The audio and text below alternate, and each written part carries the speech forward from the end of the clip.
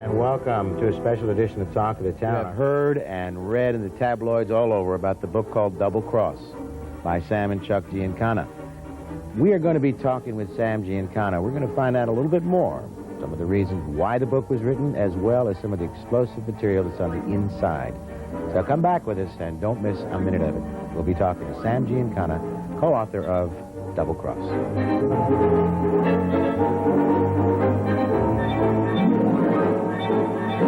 Special guest is a co-author of a book that is absolutely driving people crazy all over the country, Double Cross. And I would like to present to you Sam Giancana. And Sam, welcome to Talk of the Town. Oh, it's a pleasure being here. You have been all over the place. I don't think I have to tell anybody your name or the name of the book, Double Cross, because it's on the tabloids. When you wrote this book, let's first start out very simply. You wrote this book. Did you think it was going to have the mass appeal that it had? I don't think we felt that it was going to have this kind of reaction. I think that we thought that people would be interested. We thought we had some information that people would find fascinating and wanted to know, but certainly we didn't expect to have this kind of overwhelming response. So it's been very gratifying. Sam Giancana, of course, the people back there are hearing that name and saying, wait a minute, I've heard that name before. Of course, it was your uncle, Sam Giancana, that, in effect, was called the capo, the boss of bosses, the mobster, the connection with all the different things that we've come to almost fear. That you grew up in an area back in Illinois where you, in effect, you and your dad, Chuck, who was Sam's brother, changed your name.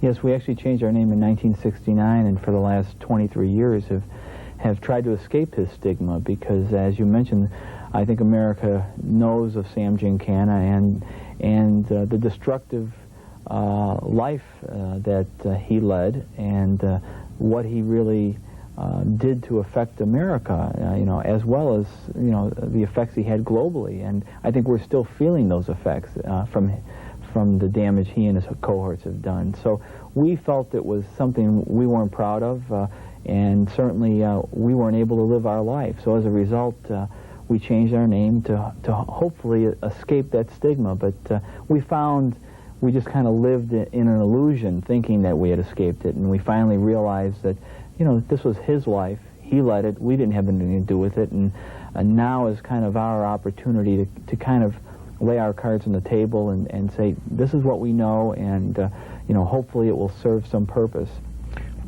What was the relationship between your father, Chuck, and Sam? Well, they had a very good relationship, stemming all the way back to when my father was a very young boy. Sam was 14 years older than my father, so at 6 years old, Mooney was 20 years old. Sam was a 20-year-old kid who had already murdered, he had money in his pocket, he had respect, and he was the disciplinarian of the family. So my father always looked up to him, and especially so the kind of relationship that existed. My father witnessed Sam actually shooting a man in front of him, and when the police came to question my father as one of the bystanders, he saw his brother in the background and never said a word. And from that moment, I think there was a unique relationship that existed. And through the years, Sam found it easy to talk to my father. My father worked in various capacities, not as a soldier, but really as kind of a personal attaché in a way that kept my father close. And as a teenager, he'd sleep over at the house, and then eventually working in various book joints as a lookout, and into working in more specific ways through some gambling operations and into a motel. And so I think over the period of 35 years, he really attained kind of a confidant kind of status, because I think once you get to the top, like Sam was, there's really few people you can talk to that are not in a position to knock you down. And my father was not threatening in that aspect. There have been so many movies, and I know we watch them all, and everybody says, well, gee, the family is just like a regular family, except they just shoot people over the place. It's a different kind of a business. When you were growing up, 14, 15, let's take you back to those days, that would have been 1969. What was your feelings? Did you say to yourself that, gee, this is a little different than the kids down the block, or were you immediately aware that evidently changing your name, you had to do that? Well, even from an earlier date, my parents made it very, very plain that we were in kind of a unique situation, and that I, particularly carrying his name, had a greater responsibility, that I wasn't to do anything to reflect badly on him. If I got in trouble, suddenly my name would be in the paper. His name then would be in the paper as a result, and don't cast any light on your uncle. So I lived a model childhood. I was really his alter ego. It seemed like the badder he got, the better I got. So I knew early on that this was the kind of life, and it was different. I felt I was kind of unique.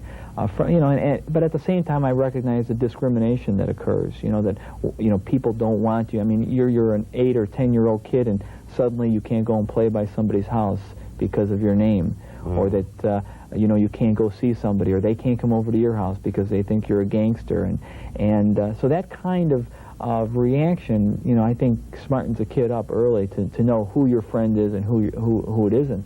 And so by the time you're 15, 16 years old, there was a great deal of independence that I had, that I didn't have to depend on anybody else for my own personal satisfaction, that I realized early on that people either wanted to be near you because of who you were, or wanted to stay away from you because of who you were. So I think it helped to really clear your vision very quickly.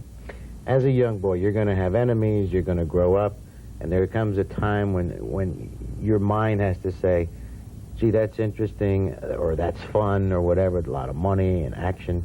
Did you ever have in your head at any point in time make a decision to go this way or to go with Sam and some of the gang? Well, certainly my parents talked with great fondness about the good days when in the 50s, the early 50s, my parents were really at the height of their relationship with Sam, and they had entrees into theaters and movies and dinner shows, and they could kind of go and come as they wanted and move right to the front of the line, and everything was wonderful. But by the time I was around, my parents were seeing the other side of the reaction as Sam became more prominent, as his name was in the news all the time. They started to see how people were shunning them. Specifically, we couldn't even move to a particular neighborhood. In 1957, we were going to move to a particular neighborhood, and the developer said they already taken the money for the lot, had already gotten the plans for the house to be built, and they said, we don't want your kind around, and we don't want gangsters, and the people around here don't want gangsters. And I'm surprised my parents gave the money back, and they returned the money, but they started to see this other side of what life was really like, and I found out very early that was not the world I wanted. I was fearful of my uncle.